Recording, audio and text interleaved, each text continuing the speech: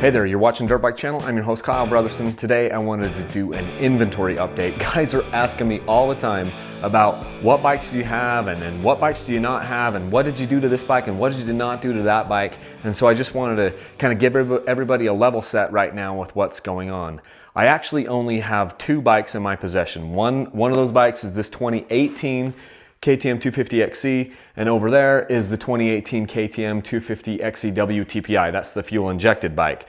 Those are the only two bikes that I own. I've sold every other bike that I have. I generally only have, well, one or two bikes that I have. Every once in a while, I'll end up with three bikes. But I try not to have three bikes at one time because it's really hard to ride more than one bike at a time. But this is the 2018 250XE that I have just gotten. I haven't ridden this thing. What kind of sparked this for me to talk about this is it's got a new graphics kit on it. I posted the graphics on like Instagram and on Facebook, and I then had a ton of people asking me where I got the graphics. So I just wanted to explain where I got the graphics. The graphics I got from Decal Works or Decal MX. And this was just the digital camo thing that they had for KTM, and I modified the colors a little bit, and then I sent them my Dirt Bike Channel logo and then just put some of the other, companies that I buy stuff from, like Climb and Tubeless and Amsoil and, Rocky Mountain ATV, and I put Lectron on there because those guys are pretty cool. Anyway, just a few different like little sponsor things that are not my sponsors because I don't have any sponsors, but you get what I mean. Anyway, so that's a little bit about this bike. I loved my 2017 250XC like crazy, and I had a bunch of guys asking to buy it. One of those guys actually ended up being Sam, who you've seen on the channel. So he bought that bike from me. It's funny because he bought the 300XC from me too before that, and then he bought the 250XC. So those are the bikes that I've got. So I'll roll in some footage here so you can see some of the an up closer look about this bike. I've not ridden it yet. All I've been doing is getting it ready to ride. There's about, 10 or 12 or 15 things that I do to every bike before I start riding it. And most of those things don't involve like putting any money into it. I mean, I definitely will put skid plates on the bikes. I'll put rear disc guards on the bikes.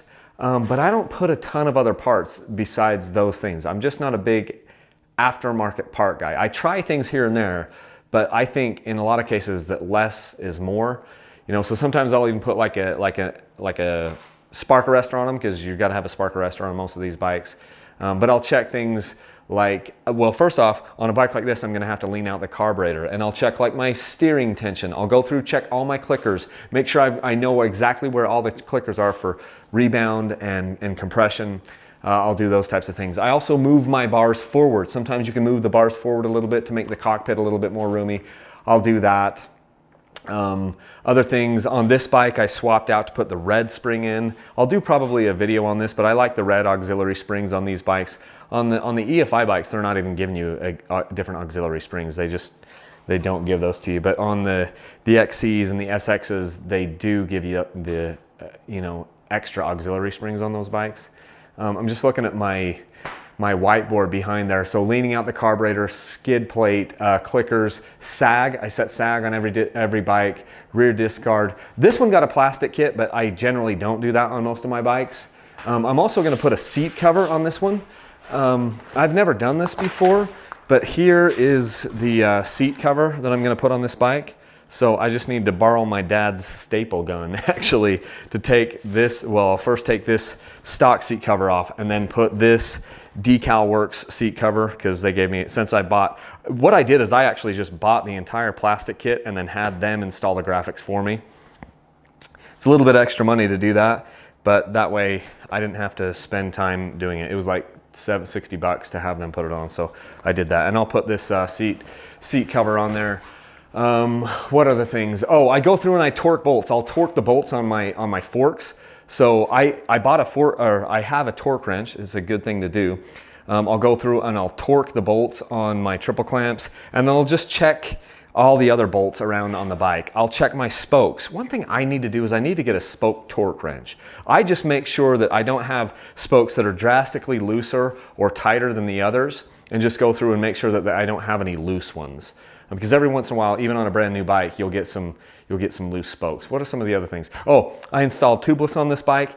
Any bike that I know I'm gonna want to ride for a significant amount of time, I want to put tubeless on them because tubeless is pretty much my favorite mod. Chain tension, I'll check my chain tension. This bike got bar ends. I don't put bar ends on every bike, but I did put bar ends on this one.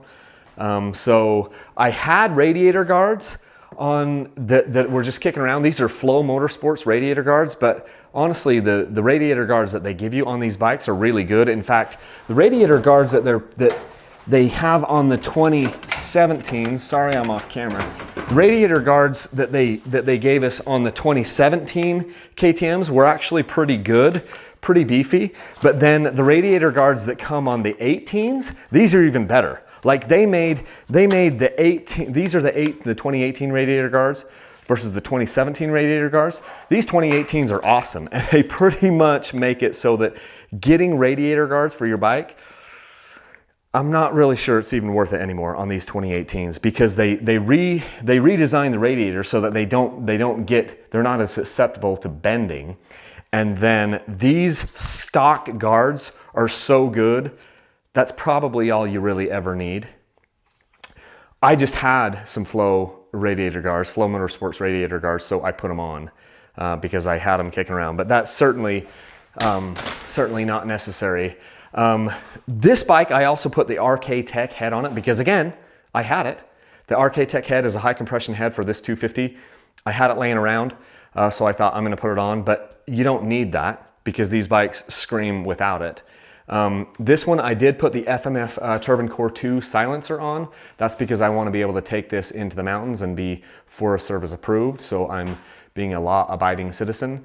I moved the bar forward. I kind of hate the rubber bar mounts that KTM puts in these bikes. They have the rubber bar mounts so that to dampen even a little bit more of the vibration. The problem with it is that as soon as you lay the bike down, you tweak the handlebars and you can never quite get the handlebars straight again unless you tear those rubber mounts out and then reinstall them. So I bought the actual solid bar mounts and put those in this one. Again, not absolutely necessary, but I did that. And then I always check steering tension to make sure that it's not too loose or not too tight. I re-oiled the air filter because a lot of times from the factory, these bikes come with very, very little oil on the air filters, very little oil. And so I went and re-oiled my air filter before I go take it out on a ride because they don't put enough of the filter oil on those filters a lot. And then this one, I put Flow Motorsports breakaway levers on it. I've never tried those before and I haven't ridden with them yet, but I wanted to try those things out. I had to do a product review. So that's what I've done to this bike. So mostly, like the only things that I think are like mandatory that you'd have to do as far as aftermarket is a skid plate and a rear disc guard. Other than that, nothing is mandatory. But some things that I love to do are tubeless and some other stuff. And I don't do steering stabilizers anymore. I just think I don't need that, and it's just an extra hassle. And I don't like how heavy it makes the bike feel. And everybody's like, "Oh, adjust your steering stabilizer and lighten the feel." Yeah, you can't lighten it all the way. If you lightened it to the point where you actually couldn't feel it, it wouldn't be dampening your steering. Now, would it? It's called a dampener. Steering dampener. So I just don't run those anymore. Anyway, that's a little bit of an update. Hopefully you enjoyed hearing some of the things that I do to the bikes and what I've done to this bike. So I think it turned out pretty well. I need to make sure it's running. This is stock Mikuni carburetor. I need to make sure that it's running. It didn't seem to be running as good as my 2017. I may have to keep fiddling because I leaned out the carburetor to the exact same specifications that I did on the 2017. And there's a little bit of a gurgle, at least me just riding it around the neighborhood. So anyway, I'm going to keep working on that and see if I can get that to clean up like I did on the 2017. Anyway, that's a little bit of an update on what's going on with this bike and the bikes that I have at my disposal. So if you like these videos, please remember to click a like down there in the on the video. Make sure you share it with your friends. Subscribe to the channel. Follow us on Facebook. Follow us on Instagram. Do some of the stuff over there. And if you want to help support, use those parts affiliate links that I have on dirtbikechannel.com/parts, or go over to Patreon. and become a patron of Dirt Bike Channel. And I thank all of you guys for watching, and we'll catch you in the next video.